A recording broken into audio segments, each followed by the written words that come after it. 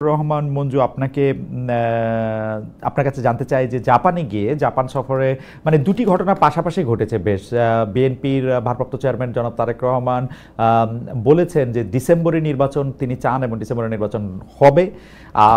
সেদিনই সময়ের একটু হেরফের থাকতে পারে, কারণ জাপান বাংলাদেশের পূর্ব দিকে।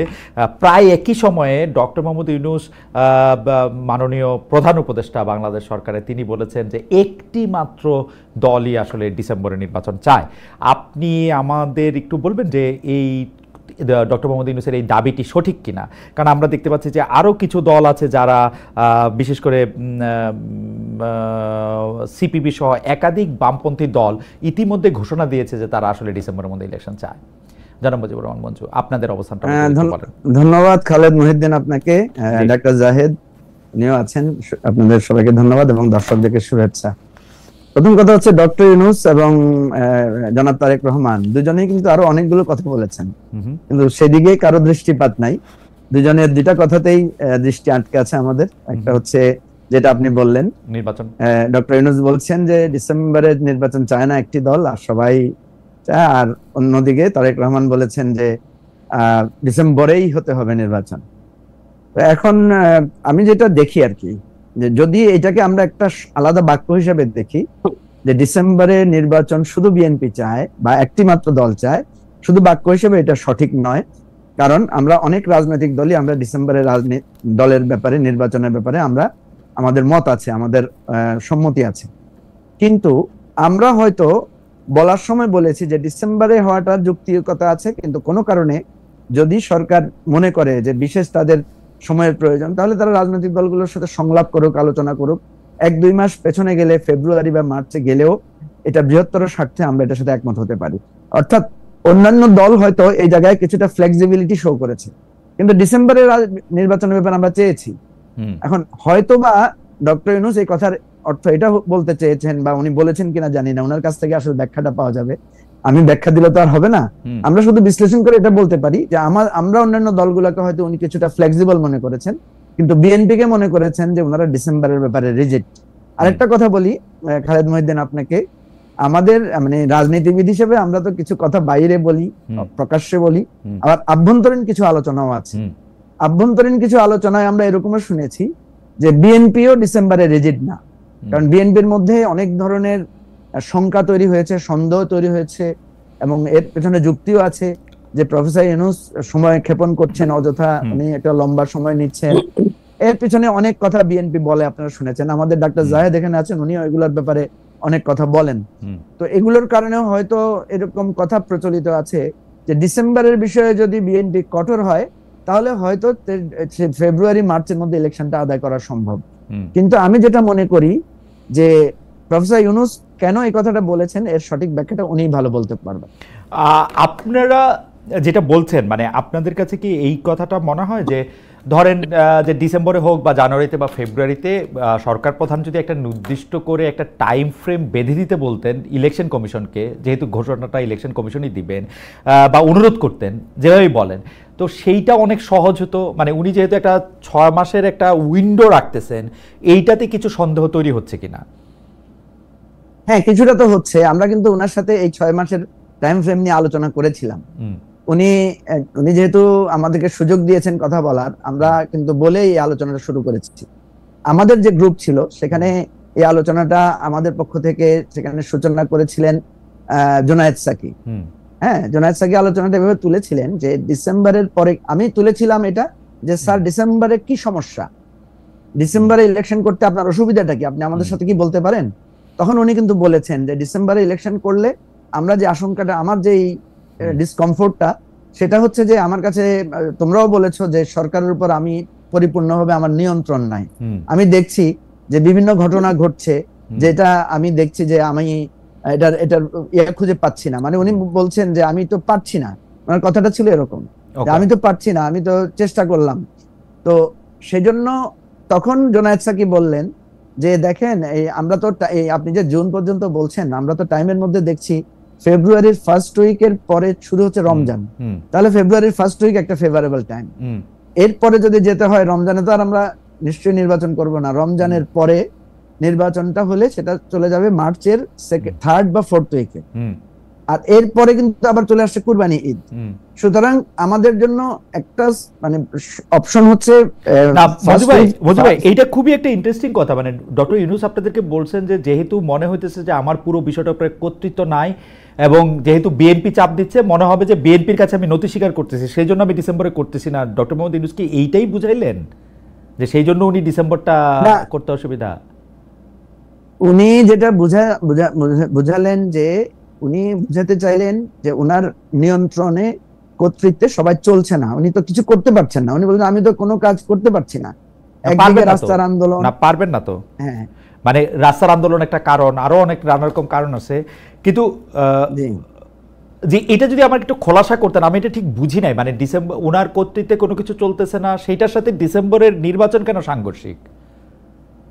উনি বলছেন যে ডিসেম্বরে, মানে ডিসেম্বর না, আসলে উনি তো আমাদেরকে না করেন নাই যে উনি ডিসেম্বরে করবেন না। আচ্ছা, উনি যেটা বলতে চাচ্ছেন যে আমি প্রশাসন, সরকার, সংস্কার তোমরা যেগুলো বলছো এগুলোতে আমি, উনি জাস্ট কথাটা বাক্যটা ছিল এরকম যে আমি তো আমার কমফোর্টেবল পজিশনে আমি এখনো পৌঁছাতে পারি নাই।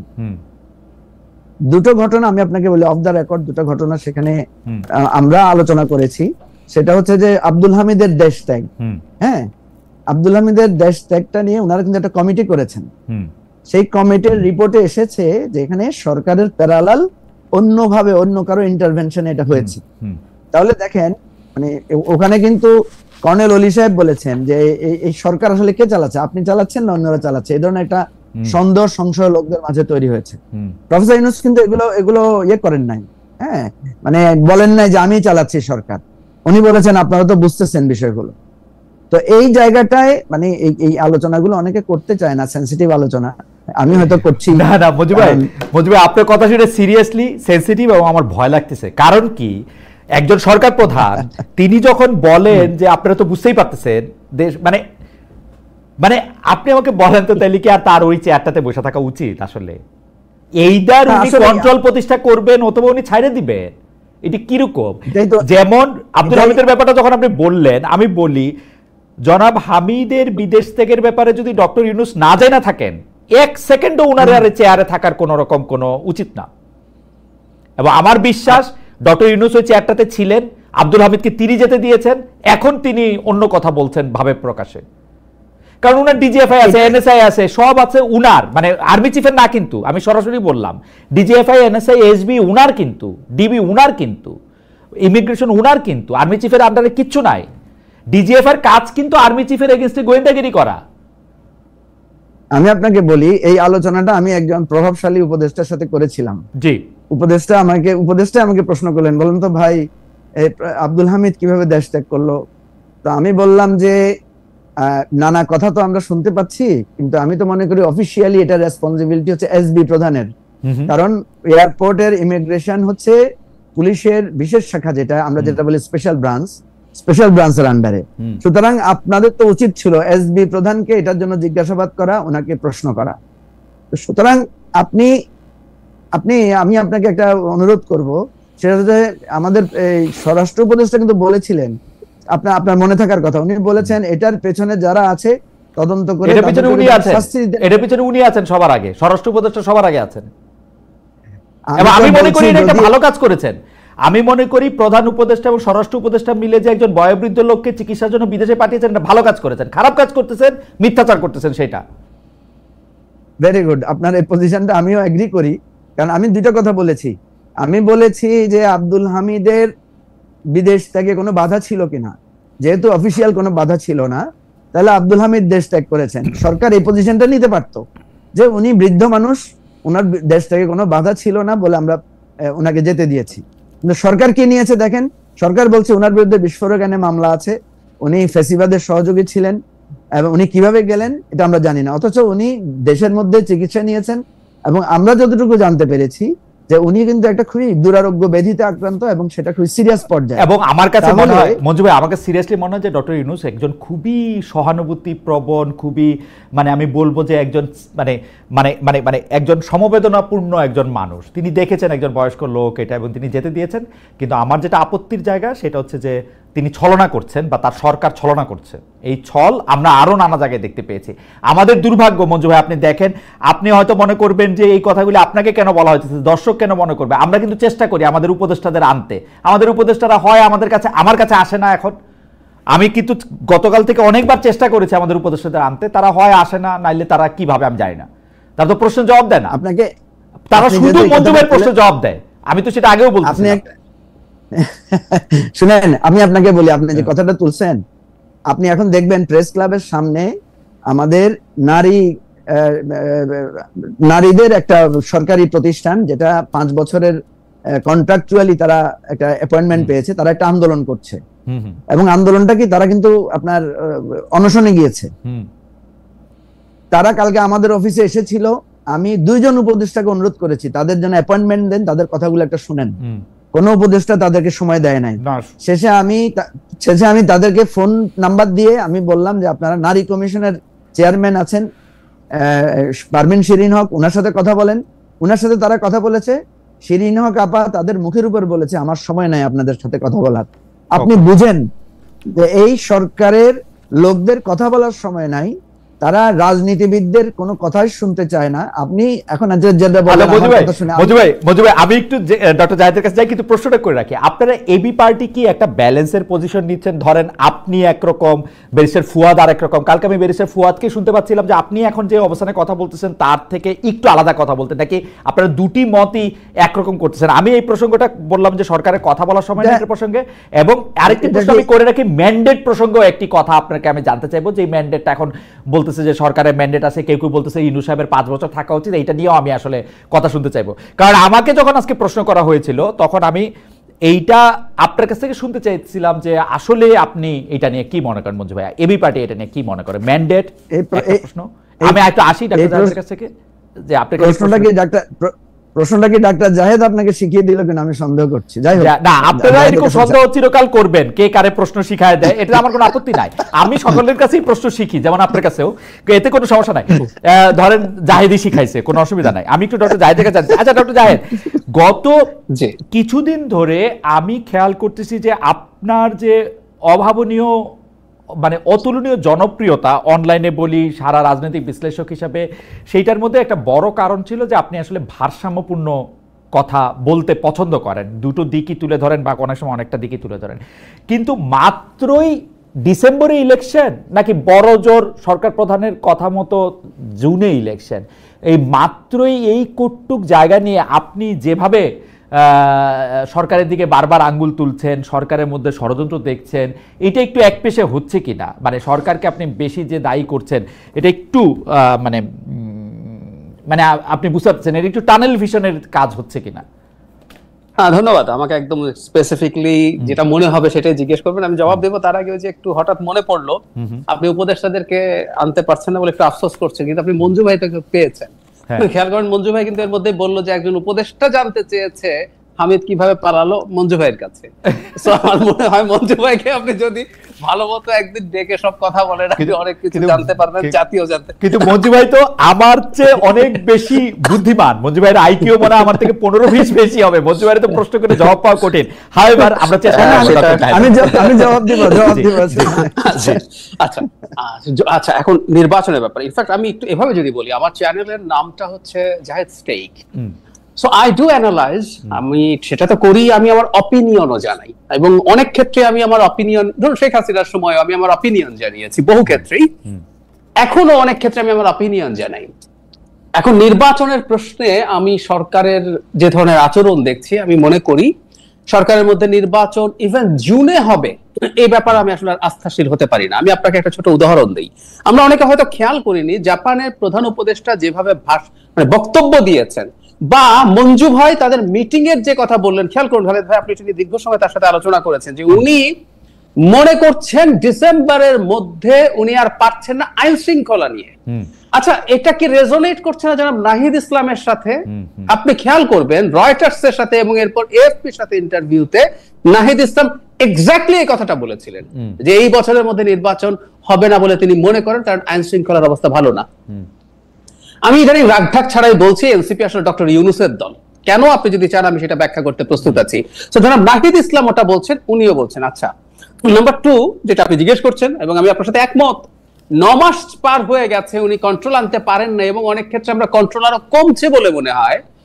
ডিসেম্বরে উনি পারবেন না মনে করছেন, 6 মাসের পর মানে ডিসেম্বরের পর ওনার হাতে কি কোনো একটা ম্যাজিক আসবে বাই হুইচ উনি সবকিছুর উপর নিয়ন্ত্রণ নিয়ে আসতে পারবেন? আরেকটা প্রশ্ন, উনি ডিসেম্বরের মধ্যে যদি হবে না বুঝতে পারেন নিরাপত্তাজনিত কারণে, এখনো উনি ডিসেম্বর থেকে জুনের এই আলাপ কেন করছেন? উনি স্পষ্ট করে বলে দিক যে ডিসেম্বরের মধ্যে তো হবে না, তো আমি এবার জুনের দিকেই তাকিয়ে আছি। ডাক্তার রহমান, আপনি তো এত চমৎকার বলেন, আমি শুনতে থাকি, সেজন্য আপনি আমাকে একটু প্রশ্ন করার সুযোগ দিয়েন। আপনি বলেন যে এখন একটু থামলাম, কারণ হচ্ছে আমি ভুলে যাব যদি আপনি আমাকে প্রশ্ন করতে দেন।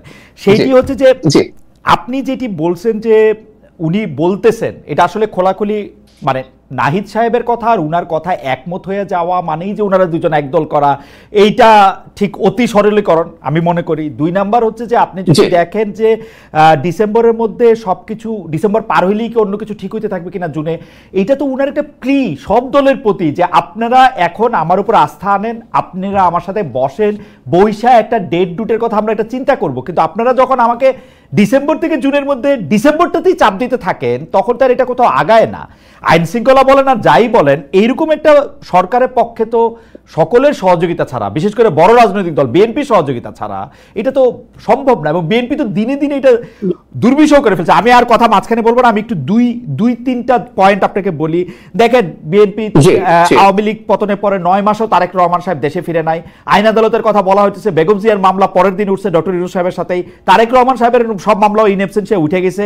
এই নিজেদের শক্তি দিয়ে ঢাকা দক্ষিণ অচল করে রাখা একদিনের মেয়রশিপের জন্য বাংলাদেশে যা শুরু করছে জনাব ইশরাক, সেগুলি আসলে কিভাবে ইউনূস সাহেব একটা ইলেকশনকালীন সরকার কিভাবে হবে বিএনপি যদি এগুলি করতে থাকে? জি ডক্টর জাহেদ, আপনি একটু বলেন।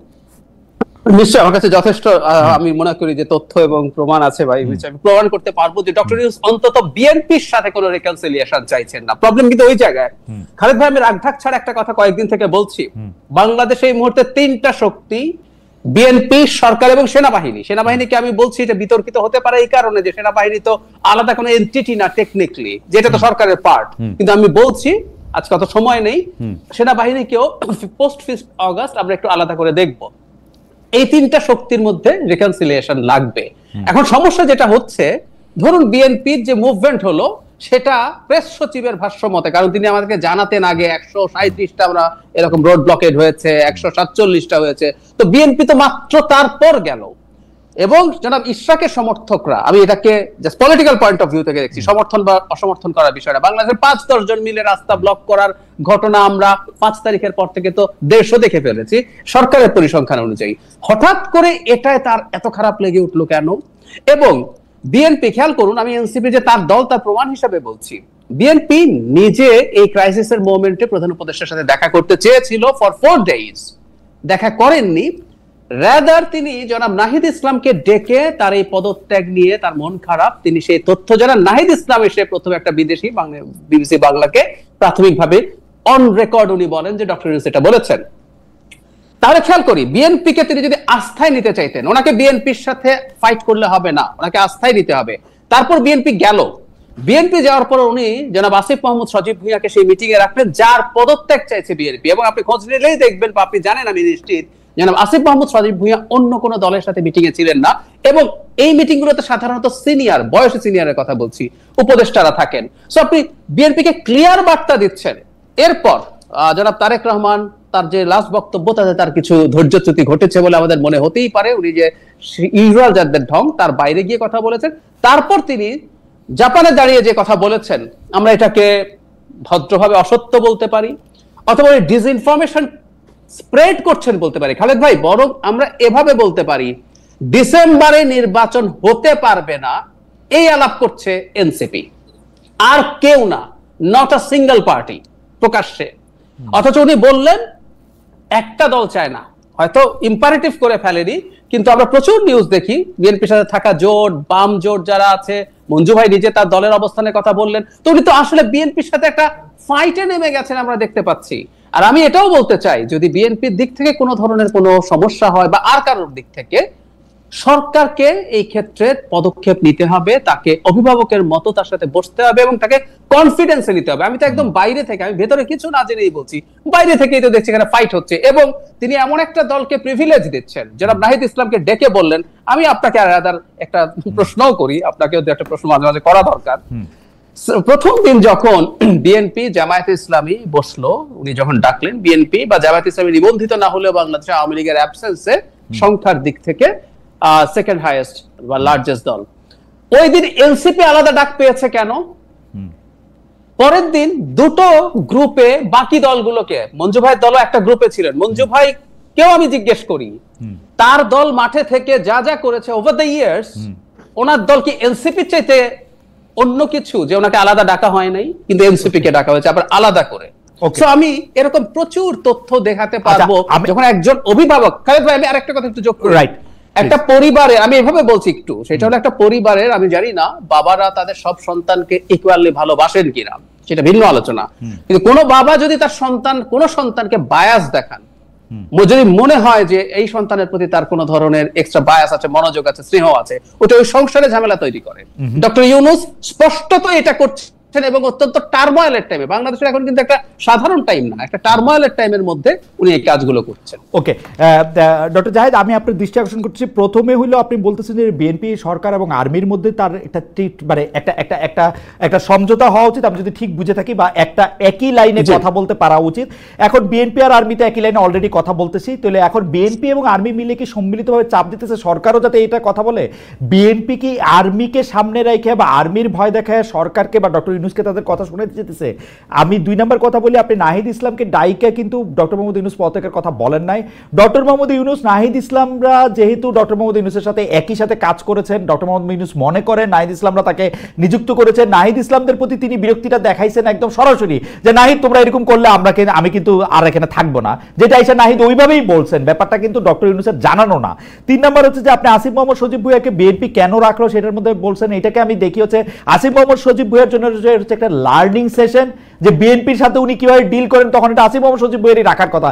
আপনি খেয়াল করে দেখবেন একটা মহল কিন্তু ডক্টর মোহাম্মদ ইউনূসের উপর চাপ সৃষ্টি করতেছে আসিফ নজরুল, মোস্তফা সরোয়ার ফারুকী এবং আরেকজন উপদেষ্টাকে বাদ দেওয়ার, আবার বিএনপি চাপ দিতেছে এই 3টা উপদেষ্টাকে বাদ দেওয়ার। উনার তো মাঝখানে একটা জায়গা নিতেই হইব, তাই না? আর এনসিপি কিন্তু ডিসেম্বরে ইলেকশন চায় না, এই কথা একবারও বলে নাই। এনসিপি বলছে হচ্ছে তারা সংস্কারটা চায়, তারা বিচারটাকে একটা দেখবান দেখতে চায়, এবং সরকারের এখানে একদমই ব্যর্থতা যে সরকার এগুলি কখনো করতে পারলো না। আর হচ্ছে এনসিপি দলকে কেন আলাদা করে ডাকা হয়েছে ডক্টর জাহেদ, এটা আপনিও জানেন, আমিও জানি, সম্ভবত মঞ্জু ভাইও জানে। এই সময়ের মধ্যে হয়তো ওদের মাঠের শক্তি নাই, হয়তো ওরা ভোটের আসনে অনেক কম পাবে, কিন্তু জুলাই আগস্টের বাস্তবতায় হাসনাত, সার্জিস, নাহিদ এদেরকে তো আলাদা করে, আসিফ মোহাম্মদ সজীব ভুঁইয়া, মাহফুজ, এদের তো আলাদা করে ডাকাটার একটা, এটাকে বলে না গতিজড়তা, আপনি তো সায়েন্স আমার থেকে বেশি বলেন, এটা তো একটা গতিজড়তারও ব্যাপার আছে। এই হচ্ছে আমার টেক। আপনি যদি আরেকটু কন্টিনিউ করেন যে আপনি কেন এরকম মনে করতেছেন, এবং আর্মির এই যে রাজনীতিতে ঢুকে যাওয়া, এই যে ইলেকশন ডিসেম্বরে হইতেই হবে, তারেক রহমানের ভাষায় কথা বলা, ইজ ইট ফেয়ার? আর্মির তো ব্যারাকে থাকা উচিত, ওরা এগুলি বলে কেন? জি ডক্টর জাহেদ, আপনার কাছে ভাই, আপনি নিশ্চয়ই আপনি দীর্ঘদিন লয়ের রিপোর্টিং করেছেন এবং আপনার সাথে আমরা এই শোতে দেখেছি, আইনের ব্যাপারে আপনার খুবই গভীর জানাশোনা আছে। আমি কোর্টের ক্ষেত্রে অনেক সময় এটা হয় যে অনেক সময় দিনের শেষে কোর্ট ইভেন সংবিধানকে লঙ্ঘন করার মতো রায় দেয়, ডক্ট্রিন অফ নেসেসিটি দেখায়। যেমন আমি 13th অ্যামেন্ডমেন্টের যে সংক্ষিপ্ত রায় ছিল সেখানে ডেলিবারেটলি লিখেছে যে এটা অসাংবিধানিক, কিন্তু পরবর্তী 2টা, ওনারা ওই সংখ্যাটা ভুলে গেলাম, 9ম বা 10ম এরকম কিছু বলেছিলেন, বা 10ম একাদশ, পরবর্তী ত্রয়োদশ সংশোধনীর অধীনেই হতে পারে। তারপরে যে কথাটা বলেছিলেন দ্যাট ওয়াজ ভেরি ইম্পর্টেন্ট, তারা বলেছিলেন যে জনগণের এবং রাষ্ট্রের নিরাপত্তাই সর্বোচ্চ আইন। তার মানে আমি যে কথাটা বলতে চাইছি, কোন একটা টার্বুলেন্ট টাইমে, কোন একটা প্রবলেম্যাটিক পিরিয়ডে আমাদের সবকিছু যে নিয়ম মতো চলবে, নট নেসেসারিলি। সেনাবাহিনী 5th অগাস্টের সময় থেকে বা পরে যা করেছে, আমি নিজেও এটাকে পয়েন্টটা ধরেছি, আমি ওভাবে ক্রিটিক করিনি। রয়টার্সের সাথে প্রথম যখন সেনাপ্রধান বক্তব্য দিয়েছিলেন, তিনি বলেছিলেন 18 মাসের মধ্যে সরকারকে নির্বাচন করার জন্য তারা সাহায্য করছেন। আমি তখন সেদিনই, এটা হলো প্রথম বাংলাদেশের ইন্টারভিউ যেখানে নির্বাচনের একটা টাইম লাইন গুরুত্বপূর্ণ একজন মানুষের কাছ থেকে জানা গেছে, সেখানে আমি খুব ক্লিয়ারলি এই কথাটা ধরেছিলাম এবং আমি জাস্ট পয়েন্ট আউট করেছি যে এই ব্যাপারটা এইরকম। আমরা এখন আসলে কোন বিশেষ অবস্থা আছে, কোন জায়গায় আছি? একটা সেনা প্রধান যদি সরকারেরই পার্ট হয় তাহলে তো ওনার শেখ হাসিনার কথা শুনে গুলি চালানো উচিত ছিল সবার উপরে। উনি তো শেখ হাসিনাকে বিট্রে করেছেন, তখনকার সরকারকে। শেখ হাসিনার তো উনি সেনা প্রধান ছিলেনও। সো তাহলে আমরা এই প্রশ্ন, আমি একটু খুবই ডেভিডস অ্যাডভোকেট টাইপের কথা হচ্ছে, তারপরে এই প্রশ্ন আসতে পারে, তো উনি তো বিট্রে করেছেন সরকারি যে আদেশ, যেটা উনি মানতে বাধ্য ছিলেন। তো আমি যে কথাটা বলি, আসলে বিদ্যমান প্রেক্ষাপটে আমার কাছে মনে হয় এই যে একটা ডিফারেন্ট ধরনের, খানিকটা ডিফারেন্ট একটা অবস্থান সেনাবাহিনীর আছে। এবং I feel lucky, frankly speaking, যে বাংলাদেশ না, এই তৃতীয় বিশ্বের দেশগুলোতে সেনাবাহিনী রেদার চেষ্টা করে একটা ঝামেলা বাঁধিয়ে ক্ষমতা নিয়ে নিতে, আর এখানে ঝামেলা বেঁধেছিল 5th অগাস্টে। আমি মনে করি তারা যদি পাওয়ার নিতেন, আমাদের দেশের মেজরিটি অফ দ্য পিপল সমর্থন করতেন, তিনি নেননি, এবং এখন নির্বাচন নিচ্ছেন। এই কথা তো আমরা বলছি যে একটা সিভিলিয়ান সরকার নির্বাচনের কথা। আমি আপনার কথা, আমি আপনার কথা শুনতে খুবই ভালোবাসি, সেই জন্য আমার টাইমটা ম্যানেজ করতে পারছি না। কিন্তু জাহেদ, আপনার রবীন্দ্রনাথ ঠাকুর থেকে আমি একটা উদাহরণ দেই, সেটি হচ্ছে যে এরকম যে অধিকার ছাড়িয়া দিয়া অধিকার রাখিবার মতো বিড়ম্বনা আর নাই। সেনাপ্রধান যেটি করতেছেন এটা কিন্তু ঠিক, যে 5 তারিখে উনি না দাঁড়াইলে শেখ হাসিনার বিরুদ্ধে এই আন্দোলন কি হইতো, হাইন্ডসাইট আমরা এটা জানি না। যদি 20-21 জুলাই থেকে তিনি যদি এই অবস্থান না নিতেন কি হইতো আমি এটা জানি না।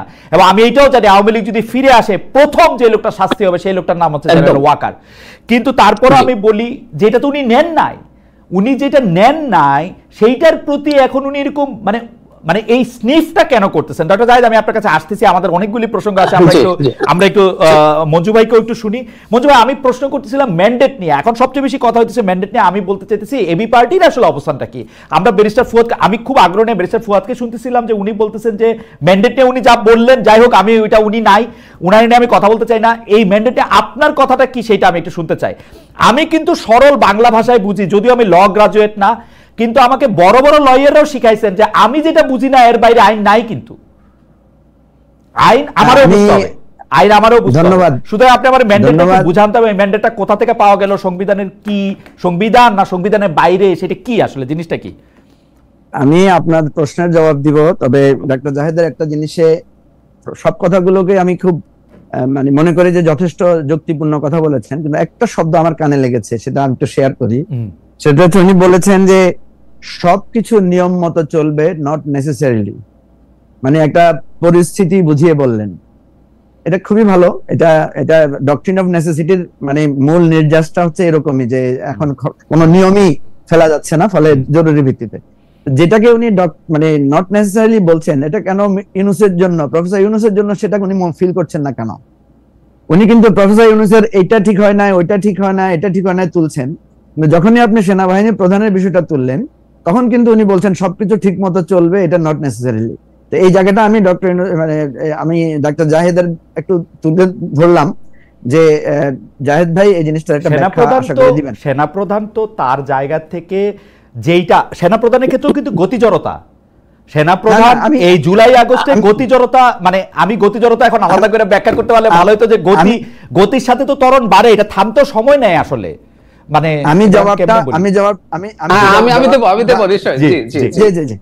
আমি এখন আপনার ম্যান্ডেটের জায়গায় আসি। প্রথম কথা হচ্ছে যে কথাটা আপনি বলেছেন যে আমাদের পার্টির পজিশন কি, এই কথাটা 3 দিন আগে ডাক্তার জাহেদ আমার সাথে এটা নিয়ে অনেক কথা বলেছেন, ওনার সাথে আমি খোলামেলা বিষয়টা নিয়ে শেয়ার করেছি।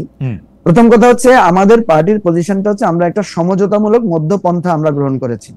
কেন করেছি আমি আপনাকে বলি, যে আমরা এই অভ্যুত্থানের পরে আমরা দেখছি যে অবদান নিয়ে একটা কাদা ছোড়াছুড়ি শুরু হয়েছে, যে বিএনপির কোনো অবদান নাই, জামাতের অবদান বেশি না, ছাত্রদের অবদান বেশি ইত্যাদি। এবং এই বিতর্কটা কিন্তু প্রফেসর ইউনূস এটা শুরু করেছেন এবং উনি এটার জন্য বিরাট দায় ওনার আছে, এটা আমি মিটিং এও বলেছি, লিখিতভাবেও বলেছি। এখন কথা হচ্ছে এই বিতর্কটা অবসানের জন্যই আমরা একটা মধ্যপন্থা নিয়েছি। দেখেন, আমরা এজন্য আমাকে হয়তো আপনাকে অনেকে আমাদেরকে বলে যে ভাই আপনারা আসলে কি বলছেন, আমরা তো বুঝতেছি না, আপনাকে বিএনপির পক্ষে না এনসিপির পক্ষে না সরকারের পক্ষে? আমরা বলছি ভাই এখনকার সিচুয়েশন এমন হয় নাই যে আমরা কারো পক্ষে নিয়ে একটা জায়গায় দাঁড়িয়ে আরেকজনকে অপমানিত করব। আপনি একটু আগে বলেছেন যে কিছুদিন আগে ডাক্তার জাহেদ খুব পপুলার ছিল, এখন উনি খুব ক্রিটিসিজমের শিকার। এটাই হচ্ছে আমাদের বাংলাদেশের রাজনীতির একটা সমস্যা, যে আজকে আপনি আমার পক্ষে আছেন তো আমি আপনাকে খুব পছন্দ করি, কালকে কোনো একটা কথা আমার বিপক্ষে গিয়েছে, তো আমি আপনাকে একেবারে না মঞ্জু ভাই, আমি একটু লেট মি কারেক্ট মাইসেলফ। আমি কিন্তু জাহেদ ক্রিটিসিজমের শিকার, সেটা আমার কোনো প্রশ্ন না, মানে সেইটা আমার কোনো কনসার্নের বিষয় না। আমি জাহেদকে বলতেছিলাম, জাহেদ আগে যথেষ্ট ভারসাম্য রেখে, মানে যাদের বিপক্ষেও উনি বলতেছেন সেই পক্ষেও উনি কিছু যুক্তি উনি শুনতেন, দিতেনও। এখন তাকে দেখতেছি যে উনি ঘোষণা দিয়ে উনি এই যে খোলাখুলিভাবে বলতেছেন না, এই খোলাখুলিভাবে বলাটা উনি ব্যবহার করতেছেন গত 2-3 সপ্তাহ ধরে, যে আমি খোলাখুলিভাবে পক্ষ নিচ্ছি। এইটা কেন? এটা ছিল আমার প্রশ্ন। কে তাকে ক্রিটিসিজম করলো, অনেকে তাকে প্রশ্ন করলো কিনা, ওটা আমার কনসার্ন ছিল না। না ঠিক আছে, অসুবিধা নেই। আমি এবার আসি ম্যান্ডেটের জায়গায়। ঠিক আছে, জি, ম্যান্ডেটের জায়গায় অন্তর্বর্তী সরকার প্রধানের প্রেস সেক্রেটারি যেটা বলেছেন, আমাদের সব কাজের ম্যান্ডেট আছে। আমি কিন্তু এটা পাবলিকলি এটা ক্রিটিক করেছি যে এইভাবে ওনার কথা বলাটা শোভনীয় হয় নাই। প্রশ্ন হচ্ছে যে এই সরকারের আসলে কি আমরা কোনো ম্যান্ডেট ঠিক করেছি? দেখেন, প্রফেসর ইউনূসের এই সরকারের অনেকগুলো মানে ফান্ডামেন্টাল উইকনেস আছে। তার মধ্যে একটা উইকনেস হচ্ছে উনি শুরুতেই এই আলোচনাটা করতে পারতেন যে আমার সময়সীমা কতটুকু, আমার ম্যান্ডেট কি, আমি কি কি কাজ করব। এই যে আজকে আমরা বলছি বিচার, সংস্কার, নির্বাচন, এই আলোচনাগুলো তো এত ডিটেইল হতে পারতো ওনার সাথে। আমি কি একটু আমি জানি না, মানে জ্ঞানীগুণী লোকের মধ্যে বেশি কথা বলে ফেলেছি, কিন্তু সরকার আমাদেরকে জিজ্ঞেস করে নাই, ডক্টর ইউনূস আমাদেরকে জিজ্ঞেস করে না আমার ম্যান্ডেটটা আসে কিনা। ডক্টর ইউনূস আসার আগেই এই সরকারের ম্যান্ডেটটা কি সেটা জিজ্ঞাসা করা হয়েছে হচ্ছে এপিলেট ডিভিশনকে, প্রধান বিচারপতির নেতৃত্বে। এপিলেট ডিভিশন ওনাকে বলে দিচ্ছেন যে আমাকে তোমরা নির্বাহী কাজগুলি কইরা যাও, যেহেতু প্রধানমন্ত্রী পালিয়ে গেছে। স্পষ্ট বাংলা ভাষায় আমি এটা বললাম। এখন নির্বাহী কাজ বলতে কি, এখন এটা ব্যাখ্যা আপনি এটা কনস্টিটিউশন ল বাংলাদেশ মাহমুদুল ইসলামের বই পড়তে পারেন, অথবা আমার কাছে শুনতে পারেন। নির্বাহী কাজ হচ্ছে ডেলি অফিস করবেন, পরে দিকে নির্বাচনটাতে চলে যাবেন, দ্যাটস ইট, যদি আপনি এটা মনে করেন। আচ্ছা ঠিক আছে, এখন আসেন তাহলে। ডক্টর ইউনূস কিন্তু অনেকগুলো মামলা প্রত্যাহার করেছেন, অনেককে জেল থেকে মুক্তির ব্যবস্থা করেছেন। উনি বেগম খালেদা জিয়ার চিকিৎসার ব্যবস্থায় উনি ভূমিকা রেখেছেন। উনি রাজনৈতিক দলগুলোর যাদের যে সমস্যা ছিল, নিবন্ধন টিবন্ধন ইত্যাদি বিষয়ে অনেক স্পিড আপ করেছেন, অনেক ডিসিশন। তারপরে আপনি যদি দেখেন যে অনেক বৈষম্যের শিকার অফিসারদের নানা বিষয়গুলো করেছেন। এখন এই জায়গাগুলোর কিন্তু কেউ আমরা ওনার ম্যান্ডেটের প্রশ্ন তুলি নাই। আমি তুলছি, আপনি তুলছেন, এই জন্যই বলছি যে আপনি তুলেছেন সত্য, কিন্তু আমরা তুলি না। যেটা আমার পক্ষে গেছে সেটাকে আমি ওয়েলকাম করেছি, মানে আমি আমাকে সহ সমালোচনাটা করছি। যেটা আমার মানে বিপক্ষে গেছে সেটাকে আমরা প্রশ্নবিদ্ধ করেছি। ঠিক তেমনি ভাবে ডক্টর ইউনূস একই কাজটা করেছেন। উনি যখন 15 আগস্টের ছুটি বাতিল করেছেন তখন উনি আমাদের সাথে পরামর্শ করেছেন, আমাদেরকে ডেকেছেন, কিন্তু উনি আপনার বন্দরের বিষয়ে একটা মেজর ডিসিশন নিতে চাচ্ছেন, উনি আমাদের সাথে কনসাল্ট করেন না, আমাদেরকে ডাকার প্রয়োজন বোধ করেন না। তো এই জায়গাটায় আমি লম্বা কথা বলার তো আপনার এখানে সুযোগ নাই। আমি আপনাকে যেটা বলবো, ডক্টর জাহেদ কিন্তু অনেকগুলো কথা বলেছেন। আমি একটা আপনাকে কথা বলি, কথা বলাও বিপদ, কারণ কিছু বললেই ডক্টর জাহেদ আবার আক্রমণ করবেন, ঠেস মারবেন বা পোক করবেন। একটাও করেন না এখন পর্যন্ত মঞ্জু ভাই, আজকে আমি একটাও দেখি নাই জাহেদ আপনাকে আক্রমণ। আচ্ছা বলেন। আমি অ্যাডভান্স রেজিস্ট্যান্স নিচ্ছি। আচ্ছা ঠিক আছে, দেন আমি আপনাদেরকে কিছু কথা বলি। জি, প্রথম কথা হচ্ছে, আমি যেটা দেখতে পাচ্ছি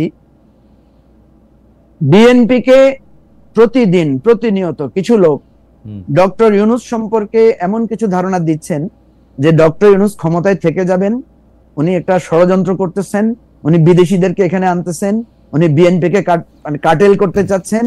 এই ধরনের যত ধরনের মঞ্জু ভাই, আবার একটা কথা, আপনি এই যে চারটা কথা বলেন, না আমাকে বলেন না, আপনি বলতেছেন যে বিএনপি এই বিএনপি ধারণা পাচ্ছে, আপনি বলেন, আপনার থেকে একটা মিনিট, কথাটা শেষ হোক, আমার এই কথাটা শেষ হোক, এই কথাটা শেষ করি। আচ্ছা ঠিক আছে, শেষ করেন। এই কথাটা শেষ করি। হ্যাঁ, আমার এই বাক্যটা আরেকটু আছে, নাইলে আপনি হাফ কথার উপরে কথা বলেন। একইভাবে ডক্টর ইউনূসকে প্রতিদিন কিছু লোক কান পড়া দিচ্ছে যে এই জায়গায় সমস্যা হচ্ছে বিএনপি করতেছে, এই জায়গায় আপনাদের বাধাপ্রাপ্ত হচ্ছে বিএনপি করতেছে, এই জায়গায় এটা করতে পারতেছি না বিএনপির দোষ। অর্থাৎ ডক্টর ইউনূসের কানে সবসময় একটা কান পড়া দেওয়া হচ্ছে যে বাংলাদেশে যত অন্যায় অত্যাচার জুলুম চাঁদাবাজি এটা সেটা হচ্ছে, সব বাধা হচ্ছে বিএনপি। ঠিক অনুরূপ ভাবে ডক্টর ইউনূসকে বোঝানো হচ্ছে, বিএনপি কে বোঝানো হচ্ছে। এবার প্রশ্নটা করি, আপনি যেটাকে বললেন যে বিএনপির কান পড়া দেওয়া হইতেছে, এর মধ্যে কোনটা অসত্য আপনি আমারে দেখায় দেন। উনি 5 বছর ক্ষমতা থাকতে চান, এটা আমি বিভিন্ন জায়গা থেকে আমি প্রচার প্রপাগান্ডা দিয়ে আমি দেখাইতে পারি যে এটা ডক্টর ইউনূসের ইচ্ছার বহিঃপ্রকাশ। বিএনপি ক্ষমতায় আসলে লুটপাট করবে, বাটপারি করবে, অসম্ভব এটা করবে, এইটা উপদেষ্টা পরিষদ থেকে শুরু করে গুরুত্বপূর্ণদের অনেকের এইটা কথাবার্তা। বিদেশিদের আনতেছেন, বিভিন্ন রকম বিদেশিদের স্বার্থ দেখতেছেন, এর মধ্যে কোনটা মিথ্যা? আপনার আমি আরেকটা যোগ করি, ডক্টর মোহাম্মদ ইউনূস কথায় কথায় গত সরকারের সঙ্গে ভারতের বন্ধুত্বের কথা বলে। একটা চুক্তি আপনি আমাকে দেখান তো ডক্টর ইউনূস ভারতের সাথে বাতিল করছে আইসা 9 মাসে? একটা ভারতীয় স্বার্থের এগেনস্টে একটা সিদ্ধান্ত নিছে, প্রথম আইসা প্রথম টাকাটা দিছে আদানিরে, বললেই হবে। শুনেন, আমি আপনাকে বলি, এই প্রশ্নগুলো তো আপনি এখানে করলেন, এই প্রশ্নগুলো তো বিএনপি আনুষ্ঠানিকভাবে ডক্টর ইউনূসকে করতে পারে। আমি তো বলি নাই যে ডক্টর ইউনূসকে কোন কান পড়া দিছে কোনটা মিথ্যা, কিন্তু প্রশ্ন হচ্ছে ডক্টর ইউনূস যখন 10টা কথা বলে আপনি তো একটাকে পিক করতেছেন। আচ্ছা বলেন তো, ডক্টর ইউনূস তো আমাদেরকে বলছে যে আমি জুনের পরে আর একদিনও থাকবো না, আমি এটা লিখিত দিব। এই কথাটা কি কোথাও আপনি আলোচনা তুলছেন? না, আমি সব জায়গায় আলোচনা তুলি, কিন্তু ডক্টর ইউনূসের কথা আমার আর বিশ্বাস করতে ইচ্ছা করে না। কেন? ডক্টর মোহাম্মদ ইউনূস বলছেন যে আওয়ামী লীগ নিষিদ্ধ করা আমার দায়িত্ব না, পরে আবার উনি আওয়ামী লীগ নিষিদ্ধ করছে নির্বাহী আদেশে। ঠিক আছে, এখন আপনি যদি ডক্টর ইউনূসকে বিশ্বাস না করেন, আমি আপনার সাথে একমত, ডক্টর ইউনূসকে আপনি বিশ্বাস করেন না, করতে চাই, বা ডক্টর ইউনূসের বিশ্বাস ভঙ্গের কারণ হয়েছে, এবং আপনি যে এটা বলতেছেন যে ডক্টর ইউনূস 5 বছর থাকতে চান, ধরেন ডক্টর ইউনূস যখন, দেখেন কেন কথাগুলো হয় এটা আপনাকে বলি, কান পড়া কেন বলি। খালেদা জিয়াকে যখন চিকিৎসার জন্য বাইরে গেছেন তখন একটা ব্যাপক প্রচারণা চালানো হয়েছে যে ডক্টর ইউনূস, অর্থাৎ এই সরকার খালেদা জিয়াকে মাইনাস করে দিচ্ছে রাজনীতি থেকে। কিন্তু খালেদা জিয়া যখন ফিরে আসছে তখন এই কথাগুলো যারা বলেছিলেন তারা কি একবারও সরি বলেছেন? ঠিক তেমনি ভাবে আমি বলি, ডক্টর ইউনূস যদি 2 মাস বা 3 মাসের মাথায় পদত্যাগ করেন, ক্ষমতা ছেড়ে দেন, তখন কি এটা প্রমাণ হবে যে উনি 5 বছর থাকতে চান নাই? না, নির্বাচন দিয়ে ক্ষমতা হস্তান্তর করলেও প্রমাণ হবে যে তিনি থাকতে চান নাই। তখন এই যে আপনারা যারা বলছেন যে উনি, আপনি অনেক বিশ্বাস, আপনার অনেক দৃঢ়তা যে উনি 5 বছর থাকবেন, তখন কি আপনারা সরি বলবেন? না না, আমার এই বিশ্বাস না। তো আমি দেখতেছি যে প্রচার প্রপাগান্ডা করা হচ্ছে যে উনাকে অনেক লোক হ্যান্ডশেক করে, অনেক লোকে চায়, ডক্টর ইউনূসকে অনেক লোক চায়, এবং উনার প্রিয় দল বলে, উনার অ্যাপয়েন্টি দল বলে, এনসিপি বলে এগুলা কথা। না না, আমি আপনাকে গণতান্ত্রিক পক্ষ থেকে বলছি, যে কোনো কিছু কাউকে তো বলার সুযোগ আছে। ভাই আপনাকে যদি আমি বলি আপনি আমেরিকার দালাল, আমেরিকায় থাকেন, বলেন, আমার এই বলার রাইট, আপনার এটা বলার রাইট আছে? রাইট আছে, আছে। আপনি এটাকে রাইট আকারে দেখেন, এটাকে আপনি তখন প্রমাণ করবেন, বা আপনি সেটাকে, আমার কথা হচ্ছে যে কে কি বললো, ঈদগাহে দাঁড়াইয়া 10টা লোক বা 100টা লোক বললো আপনাকে 5 বছরের জন্য চাই, ভাই এটা তো বলতে পারে। আমাদেরকে তো আসছে লোকের, আমরা বলছি দেখেন এরকম কথা তো কালকে ডাক্তার জাহেদের ব্যাপারে বলতে পারে, উনাকে কেয়ারটেকার আমি প্রধান হিসেবে চাই, তো এটা কি চাওয়ার অধিকার নাই? আমি তো খুব খুশি হব আপনাকে চিফ ইলেকশন কমিশনার আর ডাক্তার জাহেদকে যদি প্রধান উপদেষ্টা বানানো হয়, আমি তো এটাতে খুব রাজি। আমিও খুব খুশি হব। মঞ্জু ভাই, আমি একটু ডাক্তার জাহেদের কাছে আসি। ডাক্তার জাহেদ অনেক কুসকুস করতেছে প্রশ্নটার জন্য। আমি বলতেছিলাম যে আর্মি ক্ষমতা রাইখা দিয়ে ক্ষমতা ছাড়া কেন, কিন্তু অনেকগুলি মন্তব্য, অনেক দর্শক আমাদের সঙ্গে আসেন লাইভে, একটা মন্তব্য না শোনানোর লোক মঞ্জু ভাই, আমি কিন্তু ফুয়াদ প্রসঙ্গে, আচ্ছা ঠিক আছে, তাহলে আপনি 1 মিনিট বলে নেন, আপনি একটু 1 মিনিট বলে নেন। আচ্ছা, প্রথম কথা হচ্ছে যে আমরা ব্যারিস্টার ফুয়াদের বিভিন্ন বিষয়ে মন্তব্যের ব্যাপারে আমরা আমাদের পার্টি ফোরামে আলোচনা করেছি। ব্যারিস্টার ফুয়াদকে আমরা দলীয়ভাবে বলেছি যে আপনি যখন কোনো মন্তব্য করবেন, বক্তব্য রাখবেন, আপনি স্বাধীন, কিন্তু আপনি দলের সেক্রেটারি হিসেবে যখন কোনো কথা বলবেন সেটা আপনাকে দলের স্ট্যান্ড, দলের যে পলিসি, এটা মেইনটেইন করতে হবে। আমি বলছি আমি ওনাকে বলেছি যখন আপনি দলের মন্তব্যের বাইরে, দলের পজিশনের বাইরে কোনো কথা বলবেন, তখন আপনি একটা ফুটনোট দিবেন, বলবেন যে এটা আমার স্বাধীন মত, এটা আমার স্বাধীন, এটা তাকে আমরা দৃষ্টি আকর্ষণ করেছি। আমি আরো লম্বা কথা বলতে পারতাম, সংক্ষেপে আপনাকে না, কেন আমি কথাটা বললাম, উনিকালকে বলতেছেন যে ম্যান্ডেট নিয়ে যারা প্রশ্ন করে তারাই আসলে মানে কি প্রতিক্রিয়া, মানে তারাই অনেক খারাপ। যাই হোক, দেখেন কথা বলার স্বাধীনতা সবারই আছে। মঞ্জু ভাই, এটা একদম আপনি দেখেন দর্শকদের মধ্যে একজন একটা মন্তব্য অনেকবার করতেছেন, সেটা হচ্ছে যে আপনার অনুষ্ঠান এক পেশে, আপনারা 3জনই একই পেজে, 3জনই একই মতাদর্শই, আপনারা 3জনই একই ক্যারেক্টারে থেকে পতিত সরকারকে এক হাত নেন। আজকে সময় পাই নাই ভাই, আমি এই যে গত সরকারকে সত্যি একাবারে নিতেই চাই, 15 বছর ধরে গণতন্ত্র দেয় না ভাই, এটা তো আজকে সময় পাইতেছি না। যাই হোক, আপনার কথা ঠিক, কিন্তু অন্য দুজনের কথা ঠিক কিনা জানি না। ডক্টর জাহেদ, আপনি যদি একটু বলতেন আর্মি কেন এবং অনেকগুলো ইস্যু জমে গেছে, আমাকে বলতে হবে। আগের বারও আপনি কিছু বলেছেন, আমার কিছু যোগ করার আছে। সেনাবাহিনী নিয়ে বলছি, মানে অধিকার ছাড়িয়ে দিয়া অধিকার ধরিয়া রাখার মতো বিড়ম্বনা নাই। আমি মনে করি মানে সেনাপ্রধান, এটা আমার অবজারভেশন, তিনি তো আসলে অধিকার রাখতে যাচ্ছেন না। খেয়াল করুন, তিনি ক্ষমতা নিতে পারতেন বলছি, তিনি ক্ষমতাটা নেন নাই। সামহাউ ওনার মনে হয়েছে উনি শেখ হাসিনার সময়ে তার আদেশ পালন না করে বাংলাদেশের ডেমোক্রেটিক ট্রানজিশনের পক্ষে তিনি দাঁড়াচ্ছেন। এখনো তিনি তাই বলছেন। আসলে উনি একটা নির্বাচন চাইছেন। হ্যাঁ, উনি একবার বা একাধিকবার ইনক্লুসিভ নির্বাচন শব্দটা বলেছেন, তাতে আমরা ধরে নিতে পারি এতে আওয়ামী লীগ থাকতে পারে, এরকম একটা আলাপ। এটা করা ঠিক করেছেন কি বেঠিক করেছেন এটা নিয়ে আলোচনা হতে পারে, কিন্তু উনি এখনো কিন্তু ওই অধিকার চাইছেন না, উনি দেশ শাসনের অধিকার চাইছেন না। উনি মনে করছেন, আবারও বলছি, সামহাউ উনি একটা ট্রানজিশনে যাবেন। আমি আপনাকে আমার একটা ইন্টারপ্রিটেশন বলি। রাওয়া ক্লাবে তিনি যেদিন পাবলিক অ্যাড্রেস করেছেন অন ক্যামেরা, সেদিন তিনি একটা জায়গায় বলছিলেন, আমার যদি কখনো কোনো সমস্যা হয় আমি নুরুদ্দিন স্যারের সাথে কথা বলি। আমি এই জিনিসটা পিক করেছিলাম। নুরুদ্দিন খান হচ্ছেন সেই সেনাবাহিনী প্রধান যিনি এরশাদের পতনের পর যিনি ক্ষমতা নিতে চাওয়ার চেষ্টা করতে পারতেন বা নিতে পারতেন, উনি এটা করেননি, বরং উনি বাংলাদেশের ডেমোক্রেটিক ট্রানজিশনের দিকে বাংলাদেশকে নিয়ে গিয়েছিলেন ওই সময়, কারণ ওনার রোলটা খুবই ক্রিটিক্যাল ছিল। আমি ধারণা করি জেনারেল ওয়াকারুজ্জামানেরও একই ধরনের চিন্তা আছে। সুতরাং তিনি আগে যেটা নেন নাই সেটা ধরে রাখতে চাচ্ছেন না, উনি চাচ্ছেন বাংলাদেশ একটা ডেমোক্রেটিক পথে যাক। এটা হলো আমার এই পর্যায়ের ব্যাপার। আচ্ছা, আমি এনসিপির ব্যাপারে আপনি একটা কথা বলেছেন। আমি ফিনান্সিয়াল টাইমস কে ডক্টর ইউনূস ছাত্রদের দল গঠন করা নিয়ে কি বলেছিল আমি হুবহু পড়ছি প্রথম আলো ট্রান্সলেশন থেকে, আমি দেখে দেখে পড়ছি। তিনি বলছেন তারা এই পরিস্থিতিতে রাজনৈতিক দল গঠন করছে বা রাজনীতিতে যুক্ত হচ্ছে।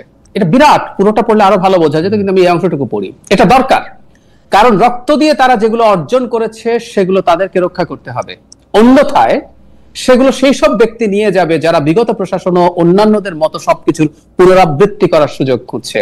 এটাই আমাদের রাজনৈতিক পরিবেশ। সুতরাং তারা এটা রক্ষা করার চেষ্টা করছে। তাই আমি বলবো ছাত্রদের স্বচ্ছ অভিপ্রায় থাকবে, ক্লিয়ারলি নতুন দল তাদেরকে রক্ষা করতে হবে, আর পুরনো দল যারা আছে তাদের ব্যাপারে ঠিক তার অন্য উপদেষ্টারা সরাসরি যে ভাষায় কথা বলেন, বাইরে থেকে বলা হয়, ঠিক তাই বলছেন।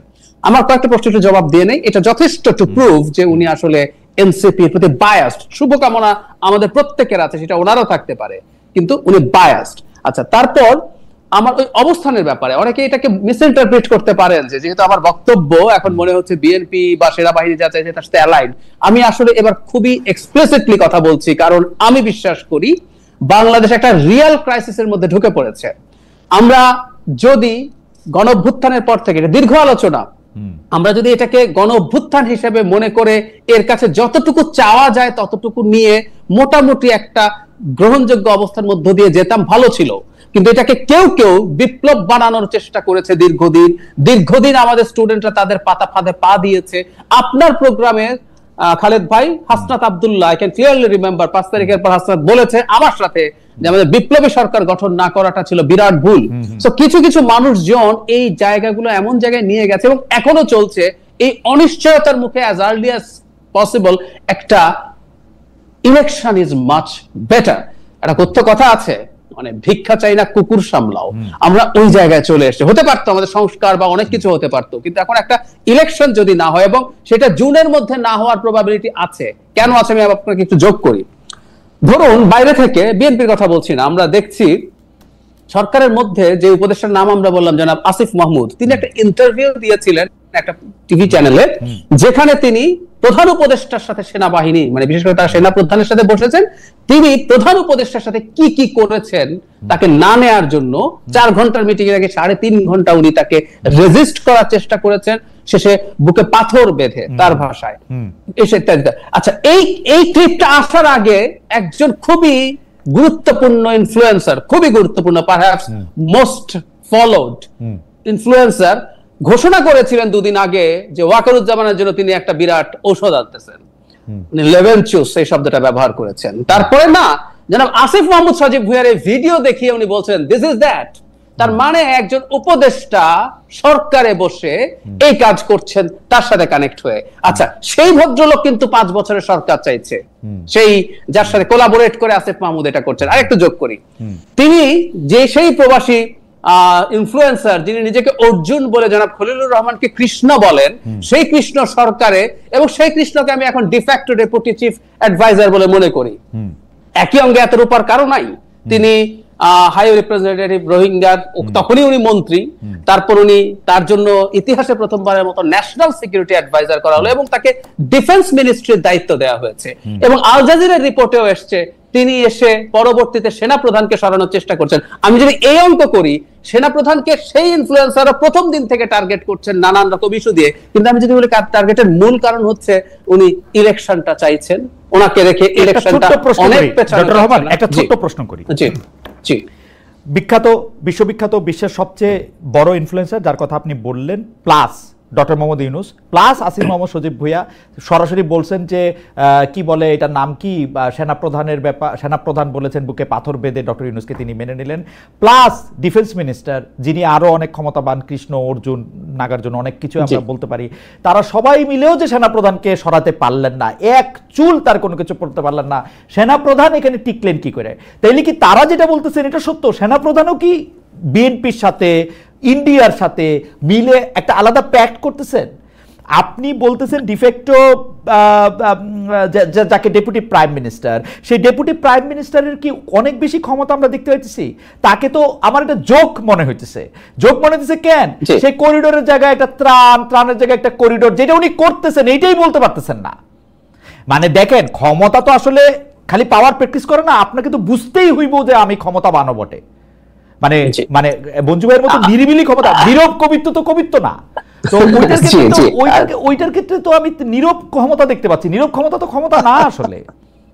না না, হ্যাঁ খালেদ ভাই, আমি মনে করি ঘটনা যেটা হয়েছে, ওনারা for the time being fail করেছেন, এটা তো ফ্যাক্ট। যেমন ধরুন আমি আমাকে এই প্রশ্ন করার চেষ্টা করেছি, আমি এখানে এই প্রশ্নটা একটু ছেড়ে দিতে চাই। সেটা হচ্ছে এই, আমি যে বলেছিলাম যে এই মুহূর্তে যদি সরকারের বাইরে বাকি দুটো পাওয়ার সেন্টার বিএনপি এবং সেনাবাহিনী, সরকার কিন্তু একসাথে দুটোর সাথে ফাইট করতে নেমেছে, এটাও আমার কাছে কিন্তু খুব স্মার্ট মনে হয় না। এবং ওই ফাইট চলতে চলতে ওই যে সরকারি কর্মচারী যে আইন, সেটা তারা কার্যকর করে দিলেন। টেকনিক্যালি মনে হয় ঠিক আছে, এটা যদি করিও এই কেওসের মধ্যে না করি, এই দেখেন তারপর কিন্তু তাদেরকে এটা থেকে সরেই আসতে হলো।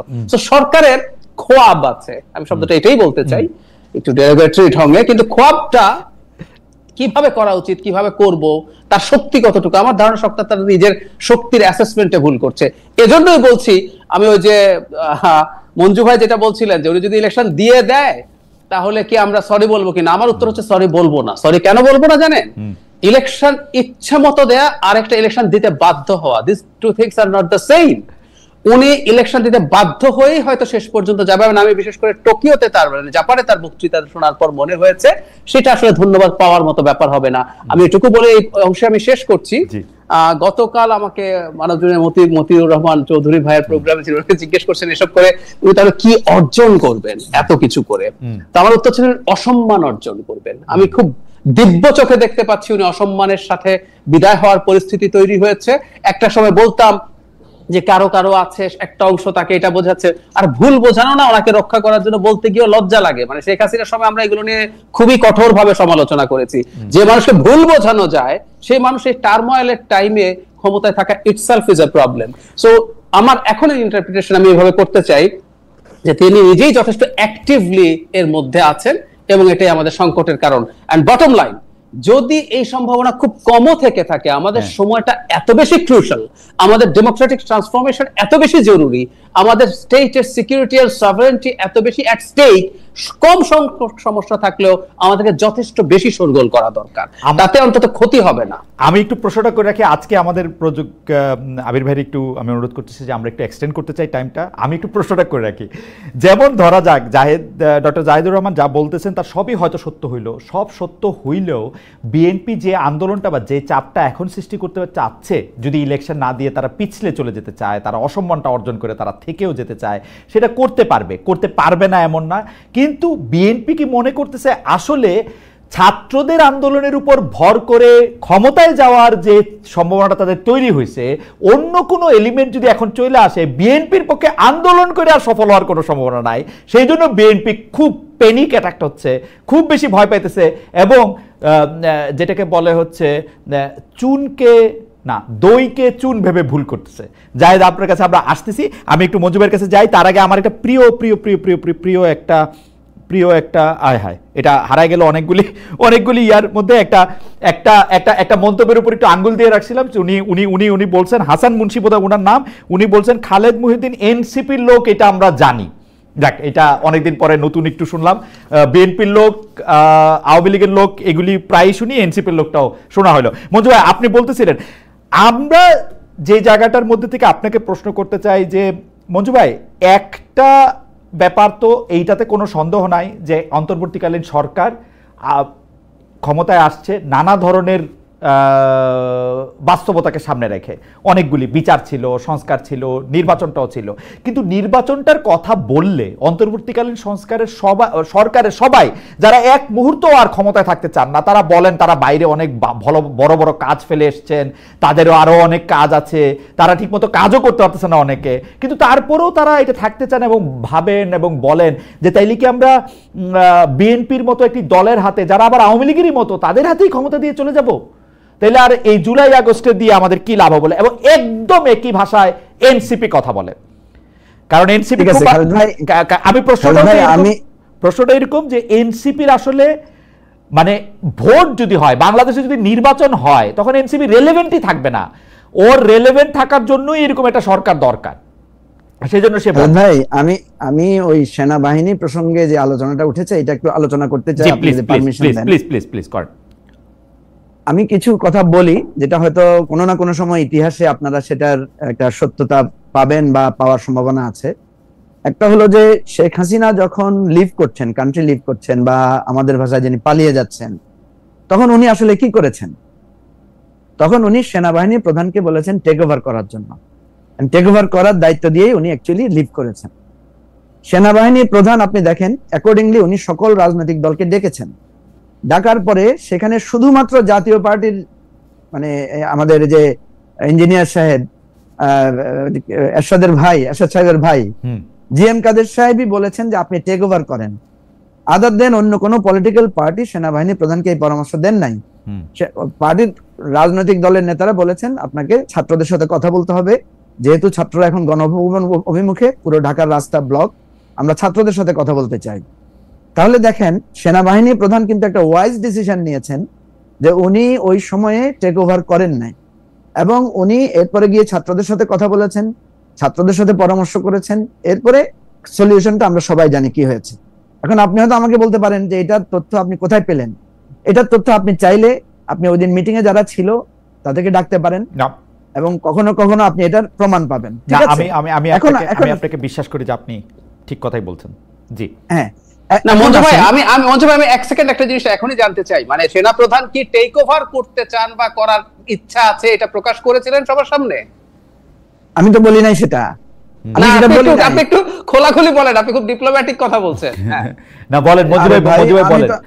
না জিএম কাদের তো বলবেই, জিএম কাদের তো আসলে শেখ হাসিনার রিপ্রেজেন্টেটিভ, সেনাপ্রধানকে টেক ওভার করার, কিন্তু সেনাপ্রধান সেই সময় এই ব্যাপারে কোনো ইচ্ছা প্রকাশ করে নাই। জি মঞ্জু ভাই।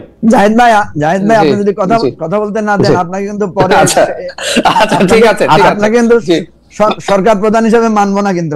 আচ্ছা জি মঞ্জু ভাই আপনি বলেন। জি মঞ্জু ভাই আপনি বলেন।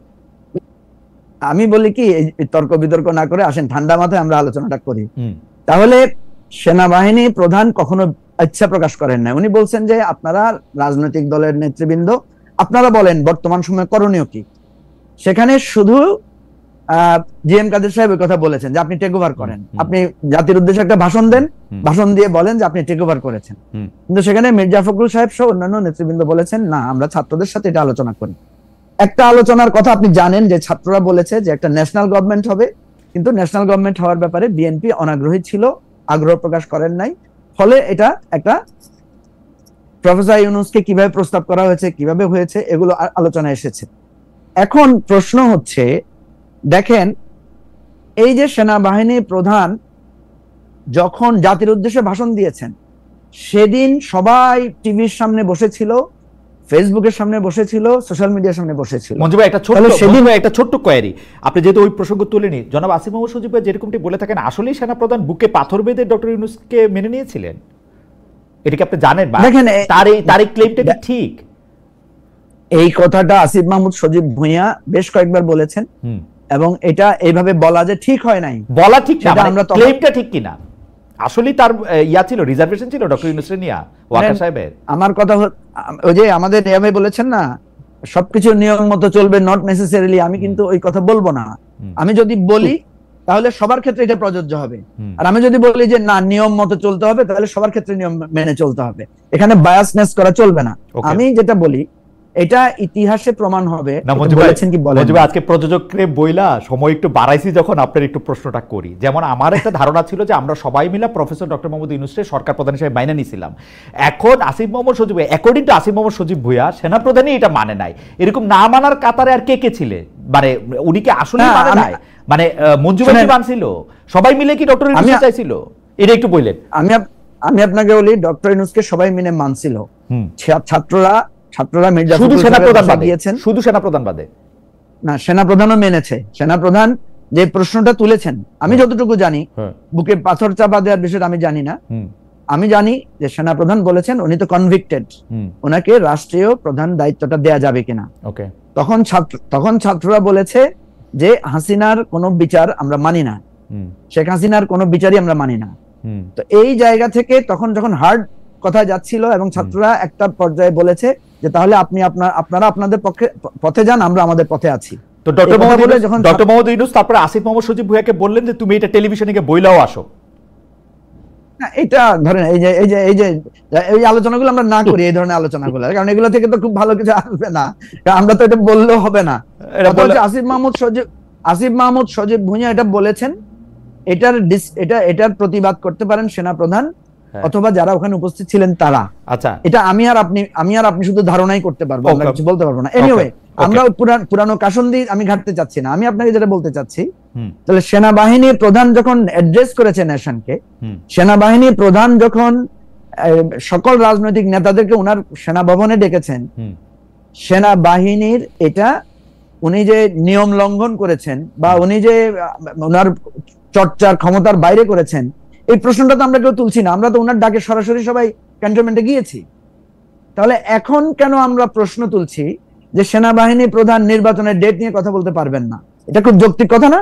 এই কথাটা জাহেদ ভাই তুলেছেন। এখন আমি আপনাকে বলি, সেনাবাহিনী প্রধানের কথাগুলোর মধ্যে যৌক্তিকতায় আমি কোনো ঘাটতি দেখি না, কারণ উনি ইতিহাসের একটা কঠিন সময়ে গুরুত্বপূর্ণ দায়িত্ব পালন করেছেন এবং এখনো করছেন। এখনো বাংলাদেশ সেনাবাহিনী ইনভলভ না হলে কোনো কেওয়াস, রাস্তায় যে সমস্ত মারামারি গন্ডগোল ঝামেলা হচ্ছে, কোনো কেওয়াস আমরা হ্যান্ডেল করতে পারছি না। প্রশ্ন হচ্ছে একটা, আমি আপনাকে বলি, একটা হচ্ছে যৌক্তিক, আরেকটা হচ্ছে কৌশলগত। একটা হচ্ছে নীতিগতভাবে সঠিক, আরেকটা হচ্ছে কৌশলগতভাবে ঠিক কিনা। সেনা প্রধানের এই বক্তব্যগুলো নীতিগতভাবে সঠিক, কিন্তু কৌশলগতভাবে আমি একটু কনফিউজ যে সঠিক না। কেন বলছি আমি আপনাকে? কারণ সেনাবাহিনী প্রধান সম্পর্কে পাবলিকলি যেটা ধারণা বা স্পষ্ট, উনি শেখ হাসিনার আত্মীয়। দ্বিতীয় হচ্ছে উনি শেখ হাসিনার সময়কার সময় সেনাপ্রধানের দায়িত্ব পালন করেছেন, সেই সময়েও রাষ্ট্রের নানা নিয়ম শৃঙ্খলা, গণহত্যার মতো ঘটনাগুলো ঘটেছে, নানা ধরনের গুম খুন, আপনার কি বলে যে আয়নাঘরের ঘটনাগুলো ঘটেছে। তো উনি যখনই, আমরা যে সমস্যাটা ফিল করি, আমার একটা কথা বিএনপির, শুনেন একটু আমাকে বলতে দেন, আপনি তারপর বলতে পারবেন। জি, আমরা যখন, আমার একটা কথা যখন বিএনপির পক্ষে যায় বিএনপি খুশি হয়, আবার বিএনপির বিপক্ষে গেলে বিএনপি অখুশি হয়। ঠিক তেমনি ভাবে আমাদের যে সমস্ত ইনফ্লুয়েন্সাররা যখনই দেখেছে সেনাবাহিনীর এই কথাটা উনাদের নীতির বাইরে গেছে, তখন ওনারা চ্যালেঞ্জ করেছেন যে সেনাবাহিনীর প্রধান তো হাসিনার আত্মীয়, উনি তো আগে এটা করেন নাই, আগে সেটা করেন নাই, আগে প্রতিবাদ করেন নাই, এই সমস্ত কথাগুলো বলেছেন। এখন প্রশ্ন হচ্ছে যে সেনাবাহিনী প্রধানের সমালোচনা আমরা করতে পারবো কিনা? আমরা ডক্টর ইউনূসের সমালোচনা করছি, আমরা খালেদা জিয়া যখন প্রধানমন্ত্রী ছিল ওনার বিরুদ্ধে রাস্তায় স্লোগান দিয়েছি। একটু দ্রুত বলতেন ভাই, একটু দ্রুত শেষ করতেন, আরো অনেকগুলি প্রসঙ্গ ছিল। আমি যেটা বলতে চাচ্ছি যে আমি আবারও ডাক্তার জাহেদের ওই কথাটাকে রেফার করছি যে উনি বলছেন সবকিছু নিয়ম মতো চলবে, নট নেসেসারিলি। আমরা এমন একটা সময় পার করছি এখানে সবকিছু নিয়ম মতো চলছে না, এই জন্য আমি যারটা পাচ্ছি তাকে সহায় দিচ্ছি, কিন্তু নিজের ত্রুটিটা আমরা বলছি না। সেই জায়গা থেকে আমার বক্তব্য হচ্ছে যে আমাদের এই জায়গাগুলোতে যত বেশি কম বিতর্ক তুলে আমরা একটা সমাধানের পথে যেতে পারি। দেখেন ডাক্তার জাহেদ যতগুলো কথা ডক্টর ইউনূসের বিরুদ্ধে বলেছেন, বেশিরভাগ কথাই সঠিক, কিন্তু তাহলে ডাক্তার জাহেদের তো উচিত ডক্টর ইউনূসের পদত্যাগ চাওয়া। বিএনপি যে আপনি বললেন চায় তো, বিএনপি আমি কিন্তু চেয়েছি, আমি ডক্টর ইউনূসকে বলেছি স্যার আপনি এবং আপনার পুরো এই উপদেষ্টা পরিষদ পদত্যাগ করলে আমি খুশি, কিন্তু আপনারা পদত্যাগ করলে রাষ্ট্র যে সঠিকভাবে চলবে সেটা যদি আমি নিশ্চয়তা পাইতাম তাহলে আপনার পদত্যাগ চাইতাম আমি। এখন বিএনপিও কিন্তু শেষ পর্যায়ে গিয়ে এত সমালোচনার পরেও ডক্টর ইউনূসকে বলে যে আপনাকে থাকতে হবে। আমাদেরকে মনে রাখতে হবে ডক্টর ইউনূস চাইতে শতগুণ যোগ্য লোক আমাদের বাংলাদেশে আছে, কিন্তু ডক্টর ইউনূসের মতো গ্রহণযোগ্য লোক একটাও আছে কিনা আপনি আমাকে দেখান। সমস্যাটা সেখানে, মানে যোগ্য এবং গ্রহণযোগ্য। আচ্ছা, আপনি একটু ছোট করে একটু মন্তব্য করেন তো, মানে আপনি যোগ্যতা এবং গ্রহণযোগ্যতা, আমার কাছে মনে হয় ডক্টর ইউনূস যে অ্যাসাইনমেন্ট হাতে নিয়েছেন সেই অ্যাসাইনমেন্টটা ওনার শেষ করা উচিত, এবং শেষের আগে যত কম বিতর্ক করা যায়। মঞ্জু ভাই, আমি কিন্তু খুব বিনয়ের সাথে আমি বলতে চাই, এই বিতর্কগুলি কিন্তু আমরা করি নাই। আপনি দেখেন করিডোর নিয়ে যে কথা উঠছে, এটা আমরা শিখাই দিয়েছিলাম ডক্টর ইউনূসের তো পররাষ্ট্র উপদেষ্টারা এটা কইতে। একটা বিতর্কেরও কি আমরা এটার মধ্যে আসছি? আমরা কি ডক্টর ইউনূসকে শিখাই দিয়েছিলাম যে ডিসেম্বর মাসে গিয়া তুমি ইয়ার মধ্যে গিয়ে আপনি গিয়া বইলা আইসেন যে না আওয়ামী লীগ আমি কোনোদিন বহিষ্কার করবো না, কারণ আওয়ামী লীগ বহিষ্কার করা আমার এখতিয়ার না? আমরা কি এগুলি শিখাই দিয়েছিলাম যে আপনি হাসনাত যখন আন্দোলনে আসবে তখন ওদেরকে গরম ঠান্ডা পানি দিয়ে শীতল কইরা তারপর ওদের কথা আপনি 3 দিন পরে মাইনা নিয়েন? কোনটাই তো আমরা শিখাই নাই। যেই কয়টা কথা ডক্টর জাহেদ বলছে এর একটাও কিন্তু ডক্টর জাহেদ এই বিতর্ক শুরু করে নাই, বিতর্ক শুরু করছে ডক্টর ইউনূস এবং তার পরিষদ। খালেদ ভাই, আমি তো বলছি ডক্টর, আমি তো ভাই আপনাকে বললাম আপনার এই কথা তোলার দরকার ছিল না, তো আমি তো বলছি ডক্টর জাহেদ যে কথা গুলো বলছে এটার 99% কারেক্ট। আমি তো সেটা স্বীকার করতেছি। Doctor Yunus bias, doctor Yunus fail করেছেন, ডক্টর ইউনূস আমাদের ঐক্য রক্ষা করেন নাই, ডক্টর ইউনূস এখন তার কোনো কন্ট্রোল নাই সরকারের উপরে। তাহলে ডক্টর ইউনূসের পদত্যাগের চাইতে আমাদের অসুবিধা কোথায়? আমরা সবাই মিলে একমত হলে ডক্টর ইউনূসের পদত্যাগের মাধ্যমে, কারণ আপনার কথা ঠিক, এখানে আবার আপনার কথা ঠিক, সেই জন্য আমি এত কথা বললাম যে আসলেই কোনো গ্রহণযোগ্য লোক নাই। একটা লোকরে পাওয়া গেছে যে আমরা এটলিস্ট আমরা এটা বলতে পারছিলাম যে ডক্টর মোহাম্মদ ইউনূস আসলে আওয়ামী লীগ না, বিএনপি না, কিছুটা এনসিপি। এটা উনি পরে বলছে, আমরা কিন্তু বলি নাই। এটা কিন্তু উনি বলছে, এটা আমাদের দোষ। আমি একটা প্রস্তাব দিতে চাই আপনার মাধ্যমে। ডক্টর ইউনূসের উচিত হবে এই সমস্ত যে অভিযোগগুলো ডক্টর জাহেদ এবং বিএনপি একসাথে দিচ্ছে, এটাকে একসাথে করে আমাদেরও প্রয়োজনে সমর্থন নিয়ে ডক্টর ইউনূস পদত্যাগ করুক, আমরা একটা নতুন সরকার করি। আর ডক্টর ইউনূস পদত্যাগ করে, ডক্টর ইউনূস শুনেন, ডক্টর ইউনূস পদত্যাগ করে এনসিপির নেতৃত্ব গ্রহণ করুক, আরো অন্যান্য দলও যদি নিয়ে একটা জোট করুক। শুনেন, আমি আমার ভালো হবে, এটা ভালো হবে, it's a very good suggestion. উনি ইলেকশন করুক, করে সংস্কার করুক। আমার কথা হচ্ছে এই কাদা ছোড়াছুরি, আমি ডাক্তার জাহেদের মতো একজন ব্যক্তি এই কাদা ছোড়াছুরিতে ঢুকাটা আমার পছন্দ না, কারণ আমি চাই যে আমাদের গ্রহণযোগ্য লোকের সংখ্যা খুব কম, আমাদের যোগ্য লোকের কোনো অভাব নাই। মঞ্জু ভাই খুব সুন্দর করে একদম মানে কি বলে পাঠাতনটা রেডি করছেন। আমি খালি আমাদের একজন দর্শকের সাহায্য নেই, নিজামুল হক সুমন ওনার নাম, ডক্টর জাহেদ, উনি বলতেছেন 16 বছর অপেক্ষা করেছে বিএনপি, 6 মাস অপেক্ষা করতে অসুবিধা কোথায়? ডক্টর ইউনূস কথা না রাখতে পারলে জনগণ তাদের বিপক্ষে যাবে। ডক্টর জাহিদুর রহমানকে উদ্দেশ্য করে এটা বলা হয়েছে। ডক্টর জাহিদুর রহমান আগে পরের বিষয় নিয়ে আপনি যদি এই ব্যাপারগুলি একটু মনে রাখেন। আবারও একই প্রসঙ্গ, মাত্র 6 মাসের মধ্যে এমন কি হয়েছে?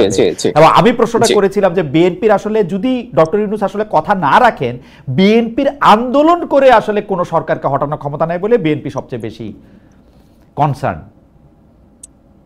ক্ষমতা নেই আমি ঠিক বলছি না, মানে ডক্টর ইউনূস আসলে কিসের উপর ব্যাংক করছে সেটা বলি। তার আগে আমি মঞ্জু ভাইয়ের প্রশ্নটা একটু জবাব দিই। আমরা ডক্টর ইউনূসের সমালোচনা করছি, আমি এখনো মনে করি উনি থাকুন, উনি থেকে প্র্যাকটিক্যাল সিদ্ধান্ত নিয়ে প্র্যাগম্যাটিকলি উনি এখন আর অনেক কিছু করা যাবে না, আমরা ওই জায়গায় চলে এসেছি।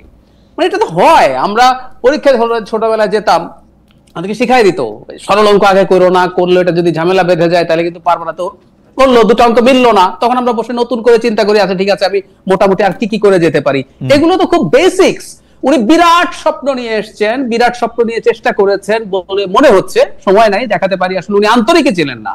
দৈনিক সমকাল একটা রিপোর্ট এসছে যেখানে 121টা সংস্কার যেগুলো দলগুলোর কাছে পাঠানোই হয় না, এগুলো সরকারি করে ফেলতে পারে বলা হচ্ছে, এগুলোর কোনো খোঁজ খবর নাই। ডক্টর বদিউল আলম মজুমদার ওখানে অন রেকর্ড কথা বলেছেন, উনি ওনার সাথে কমিশনে আমি নিজে ছিলাম, আমার চেয়ারম্যান উনি।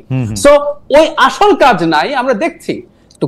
কিন্তু আমি যে কথাটা বলতে চাইছি যে ওনাকে আমরা সমালোচনা আসলে এখনো করছি, উনি যাতে ওনার কোর্স অফ অ্যাকশন ঠিক করেন। এই সমালোচনা মানে এটা হাসিনার সমালোচনা না, আমি এখন এই কথা বলতে প্রস্তুত। 5 অগস্টের পর ডক্টর ইউনূস যদি দায়িত্ব না নিতেন, আমি বহুবার বলেছি, বহির্বিশ্ব বিশেষ করে ভারতের চাপ, আওয়ামী লীগের নানা রকম অপতৎপরতার বিরুদ্ধে আমাদের এত ভালো কিছু হতো না।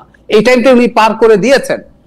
ফ্র্যাঙ্কলি স্পিকিং, উনি তো অলরেডি জানিয়েছেন যে উনি নাও থাকতে পারেন। এটা ট্রিক হোক বা উনি যদি সত্যি অভিমান করে চলে যেতে চান, আমাদের তো আসলে চলতে হবে এবং আমাদের টার্বুলেন্ট টাইমটাও আমরা কাটিয়ে এসেছি। We might think in a different way.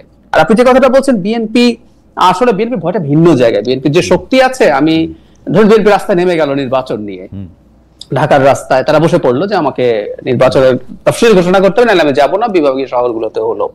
মানে তাহলে সরকার আসলে বিএনপিকে কিভাবে হ্যান্ডেল করবে? সরকার কি শেখ হাসিনা হবে? ডক্টর ইউনূস শেখ হাসিনার মতো এখানে মাঠে মারাত্মক গোলাগুলি করবে, তারপরে তাদেরকে গায়েবী মামলা দেবে, জেলে নেবে, টর্চার করবে, এসব করবে? উত্তর হচ্ছে আমি বিশ্বাস করি না ডক্টর ইউনূসের নিজের সেই ইচ্ছাও আছে। তর্কের খাতিরে ধরে নিলাম শেখ হাসিনা হতে চাইলেন, ওনার সেই আদেশ এক্সিকিউট করার জন্য কি এই পুলিশ প্রস্তুত আছে? উত্তর হচ্ছে না। আমিও মনে করি হয়তো বিএনপি এটা ভাবছে যে ডেডলক যদি খুব বাজে হয়ে যায়, তখন কোনো না কোনো ধরনের ইন্টারভেনশন বা অন্য কিছু হয় কিনা, সম্ভবত তারা সেটা ভেবে থাকতে পারে। সেটা মাথায় রেখেই হয়তো তারা এখন মাঠে থাকার চেষ্টা করবেন এই বিবেচনা করে। কিন্তু সরকারকে নির্বাচনে বাধ্য করার মতো যথেষ্টের বেশি শক্তি পার্টি হিসেবে বিএনপির আছে। ওর মধ্যে জনগণ খুব বেশি কানেক্টেড হোক না। ডক্টর জাহিদুর রহমান, এই ব্যাপারটা পরিষ্কার। আপনি আমাকে এই প্রসঙ্গে একটু আপনি আমার কথা বলেন। একই প্রসঙ্গে আমি মঞ্জু ভাইয়ের কাছেও শুনতে চাইবো, সেটা হচ্ছে এনসিপি এবং বিএনপির দাবির মধ্যে ফারাকের জায়গাটা যদি আমরা দেখি। এনসিপি কিন্তু ইলেকশন চায় না এরকম বলে না, ধরেন অন্য পার্টিগুলিও ইলেকশন চায় না এরকম বলে না। এনসিপির যদি আমরা ধরে নিই যে ডক্টর ইউনূসের পার্টি, সেই হিসাবে আমি বলতেছি, তারা বলতেছে কিছুটা সংস্কার করতে হবে, কিছুটা দেখানোর মতো বিচার করতে হবে। আপনি দেখেন সংস্কারে যেগুলি বিএনপির মানলে কোনো অসুবিধাই নাই, বিএনপি সংস্কারের কথা বললে 31 দফা নামের একটি কুমিরের ছানা 4 বার 7 বার 8 বার 49 বার দেখায়, সেই জায়গার মধ্যে থেকে যেইগুলি না মানলে কোনো অসুবিধা নাই, সেগুলির মধ্যে লাল লাল লাল লাল লাল লাল দাগ দিয়ে রাখছে।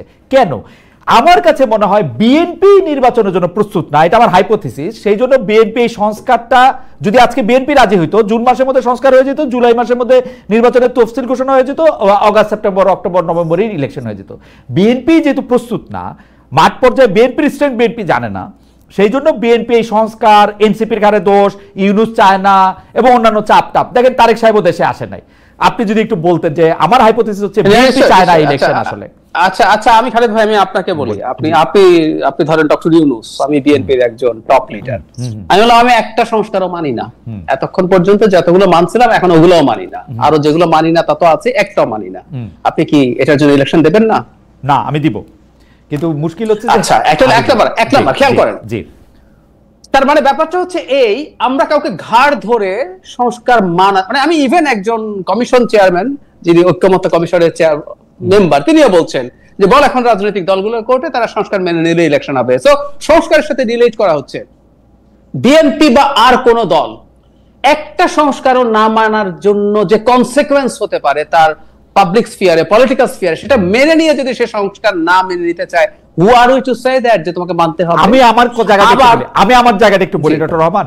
দেখেন, ওরা আন্দোলন শুরু করছিল চাকরিতে কোটা নিয়া, যে আমি আর এখন বয়সও নাই, চাকরিতে আমি আর যাবো না। সেই আন্দোলনটাতে ওদেরকে যখন অকারণে মারা শুরু হইলো, তারপরে যখন এটা নৃশংসতার পর্যায়ে চলে গেল, তখন আপনি যে যার জায়গা থেকে এটার মধ্যে একটা অংশগ্রহণ করতে চাইছি। কিন্তু পাশাপাশি তো এইটাও চাইছি দেশটা আরেকটা হাসিনার কাছে না আসুক, পাশাপাশি তো এইটাও চাইছি একই রকম জায়গা থেকে না আসুক। এই জুলাই আগস্টকে কিছুই থাকবে না, আপনার শুধু ক্ষমতা আছে, আপনি বিএনপি, ডক্টর জাহিদুর রহমান, আপনি আমার কাছে এসে বলবেন একটা সংস্কার আমি মানি না, ইলেকশন তো আপনাকে দিতে হবে, এটাই করবেন আপনি। না খালেদ ভাই, আমি 5 তারিখের পর থেকে একটা একাডেমিক ডিবেট অনেকগুলো প্রোগ্রামে করেছি, এবং আমি এইটা যদি কোনোদিন কেউ ব্রডার স্কেলে করতে চায়, আমি তার সাথে করতে প্রস্তুত আছি। সেটা হলো সংস্কার বলে কনস্টিটিউশনাল বা লিগ্যাল কতগুলো জিনিস স্ট্রাকচার ঠিক করে আমরা যদি মনে করি শেখ হাসিনা ঠেকানোর পথ বন্ধ হবে, এটা আটার স্টুপিডিটি। আমি স্টুপিডিটি শব্দটা জেনে শুনে বলছি, and I can debate with anybody। গত 20 বছর থেকে পৃথিবীতে আলোচনা হচ্ছে, আমি একটা বিখ্যাত বইয়ের উদাহরণই দেই, 16 সালে সম্ভবত বেরিয়েছে সেই বিখ্যাত বই হাউ ডেমোক্রেসিস ডাই, লেভিটস্কি আর জিবলাতের। তারা দেখিয়েছেন কিভাবে কনস্টিটিউশনাল ফ্রেমওয়ার্কের মধ্যে থেকে দেশে দেশে স্বৈরতন্ত্র আসছে। 2006 সালের পর থেকে ডেমোক্রেটিক ডিক্লাইন চলতেছে পৃথিবীতে। ইউরোপের মাটিতে নিও ফ্যাসিস্ট পার্টি, ইটালিতে ব্রাদার্স অফ ইটালি ক্ষমতায় এসেছে, জার্মানিতে এএফডি, আপনি যে দেশে ছিলেন দীর্ঘদিন, এএফডি ডাবল সিট পেয়েছে। এগুলো সবই ফ্রেমওয়ার্কের মধ্যে দিয়ে হয়েছে। তো আমরা যদি মনে করি এটার মাধ্যমে হাসিনাকে করব, তখন আমার কাছে মনে হয় যে এই ওভার এস্টিমেট করার মধ্যে কোনো প্রবলেম আছে।